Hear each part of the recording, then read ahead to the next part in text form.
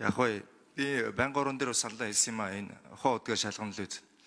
Гол нь бусад бүх нүүрсний ордыг хамтд нь оруулаад ирчихэж байгаа нь нөгөө эргээд манай арчилсан намынхны санаачлаг бүдгэрээд арталт нь ижил сэдвүүтэй учраас үлдчих гээд байгаа юм эрсдэл байгаа маа гэдгийг сануулад байгаа. Хоёр нэг шин бол яг амаараа хэлж байгаа юм л да. Би энэ дэмжиж байна. Би бүр хилцүүлгээс тэрийг нь бүр салгаад авсан ч болно гэж байгаа. Гэхдээ нөгөө үгүй яах вэ нөгөө бид нар чинь цаас гарсан шийдвэрээ харж биелүүлж ажиллана. Тэгээ ганц хүний санал биш 33 гишүүн санал өгсөн байгаа учраас санал гаргацсан байгаа учраас тэгээд энэ их хурлын лидерга хурал дараалагчаас хүсэж байгаа. Энэ гарч байгаа тогтоолын төсөл маань өөрөө хяналт шалгалтын тухай хуулийн 32-ийн 2-ыг хуулиа зөрчсөн байгаа. Тэр нь юу вэ гэхээр хүрээ хязгаар маш тодорхой байх ёстой гэдгийг хүрээ хязгаар нь тодорхойгүй хүрээ хязгааргүй болчиход байгаа. Монголын бүх ордыг шалгая гэдэг шүү дээ. Одоо 5 жил ерхий сайд хийсэн хүн нь өөрийнхөө байх үеийн шийдвэрүүд нь бүгдийг нь өөрөө шалгах болчиход байгаа байхгүй.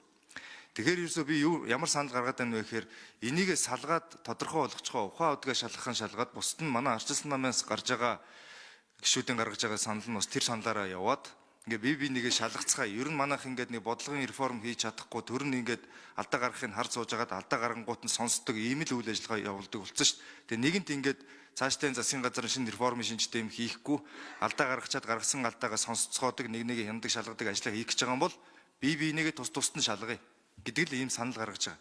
Тэгээ дэгийн тухай хуулийн дээр болохоор энэ тогтоолын төслийг эцэслэн батлахдаа хэрвээ шаардлагатай гэж үзэх юм бол хурал даргалагч байнгын оронд нэг удаа буцааж болох юм байлээ. Гэтэл одоо энэ хяналт шалгалтын тухай хуулиар болохоор энийг заавал их хурал нь шууд батлна гэдэг ингээд заац. Тэгээ дэгийн тухай хуулиад авах юм уу энэ хяналт шалгалтын тухай хуулиад авах юм уу мэддэхгүй болчихдог.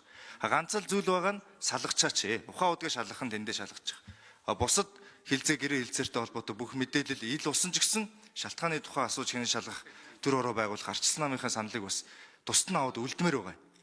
Энийг яаж хэрхэн шийдэх вэ гэж одоо хурал даргалагч нараас л барыг асуумаар санагдаад яаж энийг шийдэх вэ? Одоо энэ ингээд нэгүрээ явах юм бол манай арчилсан намаас гаргасан төр орооны санал бол байхгүй юм байлээ л дээ. Нэг сэдвэр тэгж хаврын чуулганаар ч энийг оруулж ирэх боломжгүй болчих юм эрсдэл үүсэж байгаа.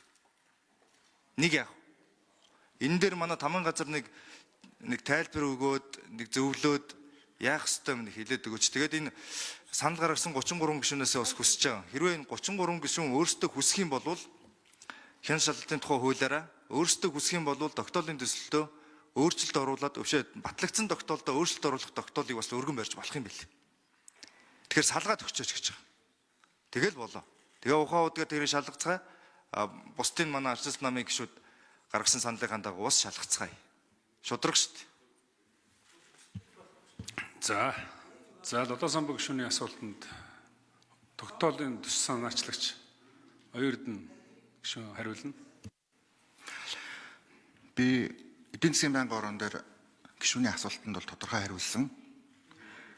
Энэ дээр бол би санал нэг байгаа. Нэгүгээр л бол гашуун сухад ганц модтой холбоотой манай засгийн газрын үед хийгдсэн тэр гэрээтэй холбоотой энэ асуудлыг бол нэгтлэх нь бол зөв өө. Энэ бол ингээд ил тод байдлаа хангаад ингээд явах нь бол зөв. Энэ ухаан удагтай холбоотой энэ асуудал бол угаасаа л засгийн газар ярьж ирсэн асуудал. Бас сүүлийн одоо 10 сарын хугацаанд нэлээдгүй их материалуудыг цуглуулад их хуралд өгсөн асуудал. Тэгэхээр одоо бид нар бас гишүүнийхээ хувьд одоо энэ мэдээлэл дээр үндэслээд ажиллаа хийх нь бас зүйтэй. Тийм учраас би энэ тогтоол батлагдсны ард төвдөрж дараа юу яа?